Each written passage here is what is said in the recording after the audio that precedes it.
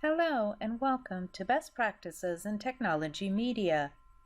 It feels like just yesterday when I was sitting where you are, an instructional design student at ASU, feeling like I was a mix of confidence in the principles of great design and desperate terror about whether or not I would be able to execute those principles even remotely close to the expectations in the field. I was really excited when Dr. Legacy asked me if I would give a presentation on technology and instructional design, because it's one of the things I'm truly passionate about. But as with all things that we get passionate about, I found the project trying to creep away from me. Ooh, I have to tell them this. I need to warn them about that. Oh, I want to show them this. Today we're going to talk about a variety of topics related to instructional design and technology, and I'm going to start by talking about best instructional design practices and how that plays out in different technology media. Then I'm going to move on to how technology media is used, and finally, the best software and tools to use for the different situations. Because if you're like me, you're sitting there thinking, as you prepare to enter into the field of instructional design, what tools do I need to know in order to get a job? What's the market looking for? Well, we're going to address this and more. So let's get started.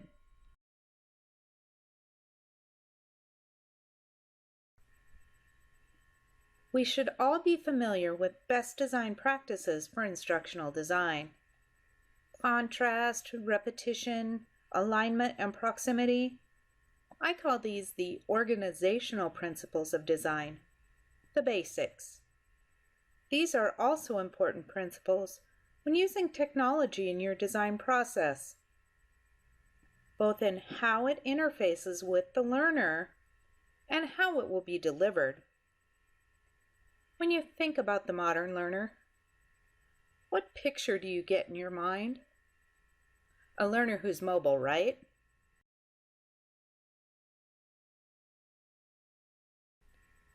Contrast is extremely important when designing using technology, especially if the learner is going to be using their mobile devices to access the learning.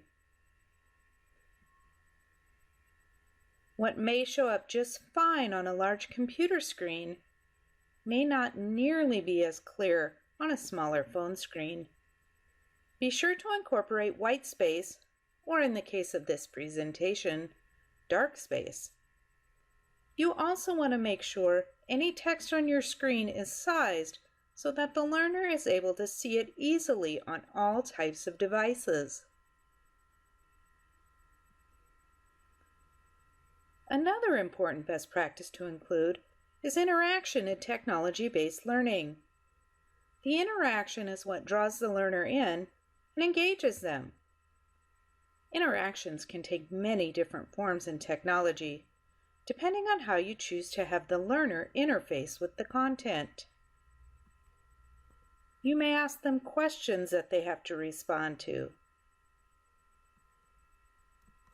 Have them move things around a screen.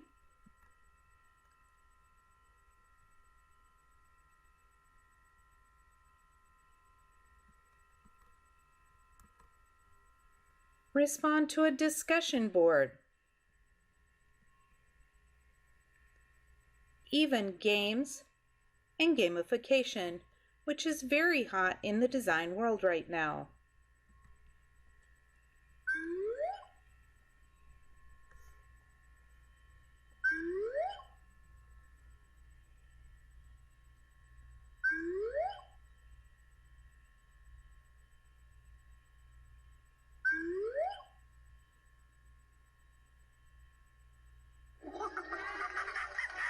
These options can look different based on the technology of choice.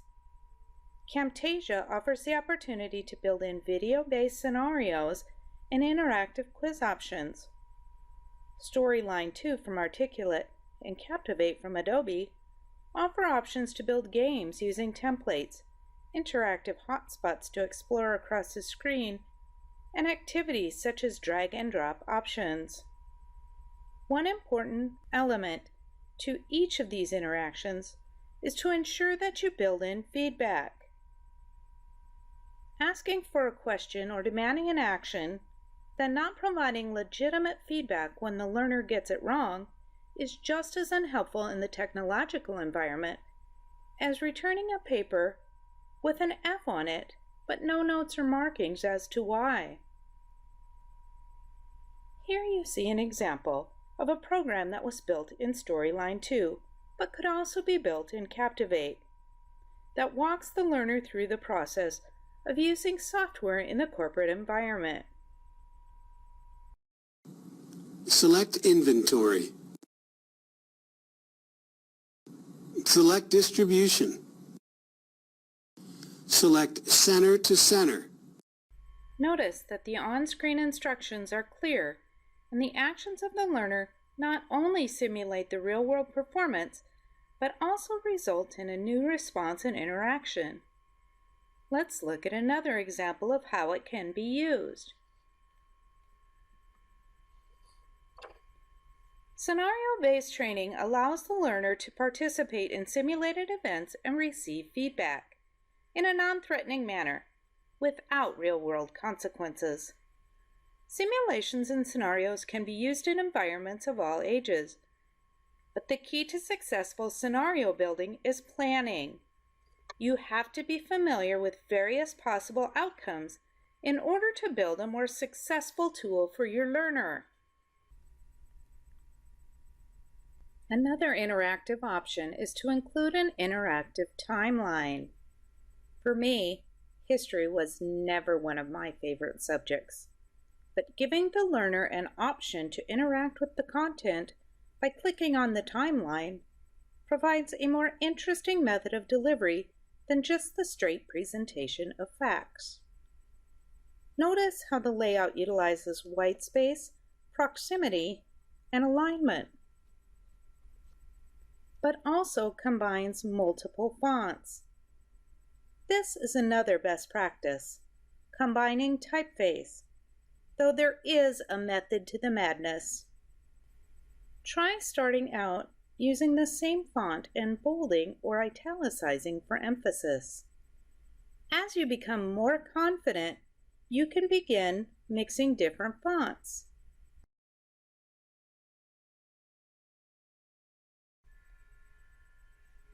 By using video, audio,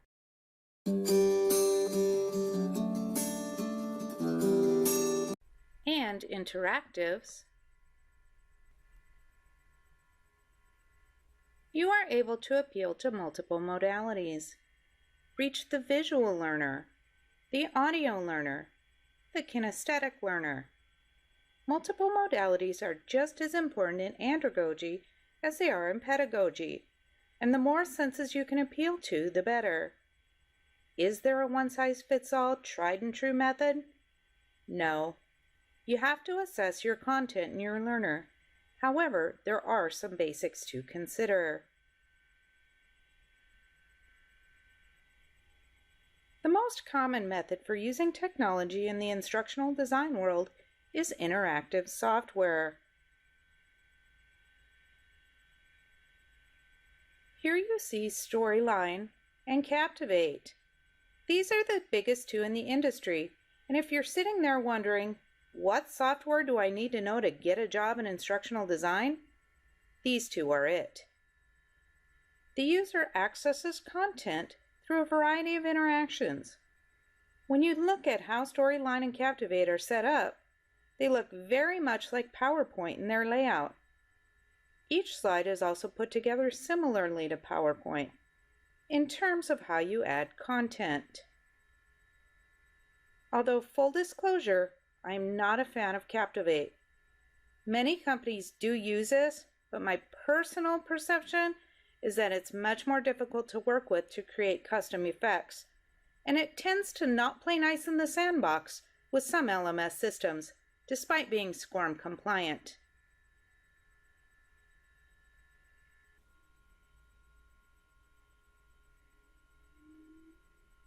While you can build interactivity into PowerPoints, These are rapidly going the way of the typewriter in the design world. Yes, it's true, you can import these into Storyline and Captivate, but the end result is very different from the bullet point behemoths of the past. Here you see how a bullet point slide from PowerPoint was redesigned using best practices in Storyline interactive format. One of the biggest mistakes new designers make, and we're all guilty of it, is we're so excited about everything the software can do and all the special effects that it can add that we want to put everything in there. We have our new toy, and we want to include every different effect, every different animation, every different capability the software offers into one program. The result is a learner who feels disoriented and nauseous, and who comes away with very little from the experience. Have you ever watched a Prezi created by someone who was new to the software, and they click through it very quickly, and you feel motion sick at the end? No one wants that. You must remember that less is more. That being said, a small amount of animation can do a great deal for bringing your program to life. It can move content from being static to that which engages the learner. Here you see a small amount of animation utilized to try and drive home the idea that the types of plasma a donor can receive is like a flipped version of the types of RBCs that they can receive. This is also true for the amount of content you include. Here you see two examples of introductory slides for the material. The one on the left is text-heavy with several bullet points. The one on the right is text-light and designed using best practices. Which version seems to be more effective in delivering the content? Definitely the one on the right. This can be especially true when you get your content from a SME, typically in the form of a PowerPoint like the one on the left, for you to work your magic on. Be prepared to receive slides with 8 to 10 or more bullet points, or even paragraphs. We call this death by bullet point. If you're lucky, the SME will have no problem with you reformatting so that you have only 3 or 4 bullet points, or sometimes not at all. But sometimes they insist you keep it as it is, and all you can do is sigh. Less is more is also important when you're thinking of adding music into your design. Music is a powerful tool for engaging the learner emotionally. However, you want to avoid music that is harsh, that plays loudly over your narration, and that overshadows the message you're trying to deliver. This was an example of a use of music in a video created in Camtasia that was used to create emotion in the learner.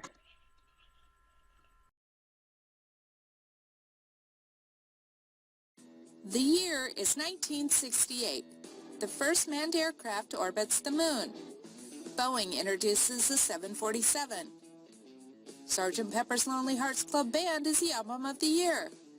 And Dr. Robert Good performs the first successful human bone marrow transplant. Here's another example of using music and sound effects to set the mood.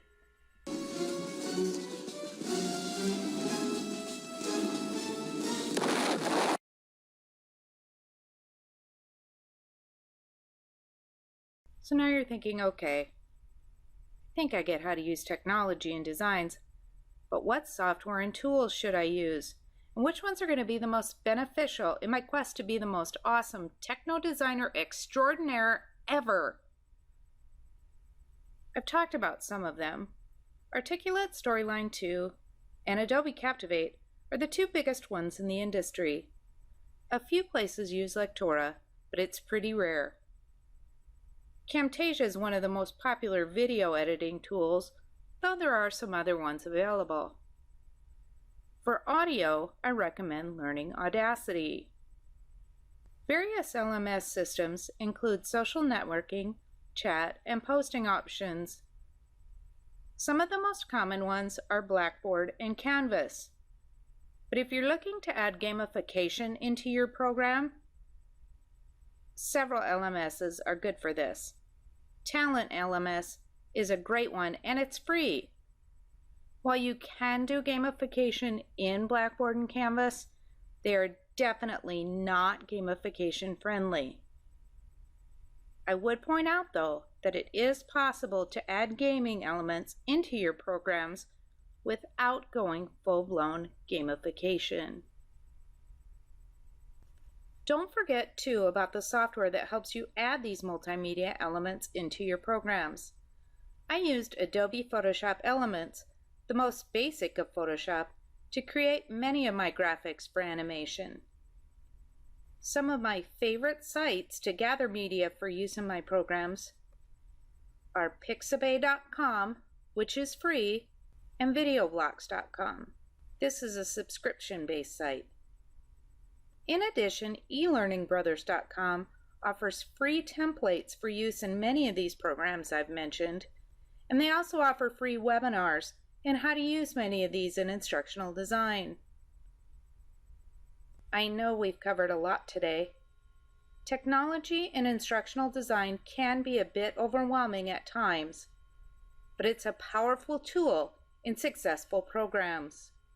It serves to engage and motivate the learner and assists in learning transfer by appealing to multiple modalities. The best advice I can give you is don't be afraid to experiment with various technologies in your designs. This field is full of flexibility and adaptation. I look forward to seeing how you choose to implement technology in some of your designs, and I hope you'll share some of them with me. It's been great joining you today, and don't hesitate to email me if you have any questions.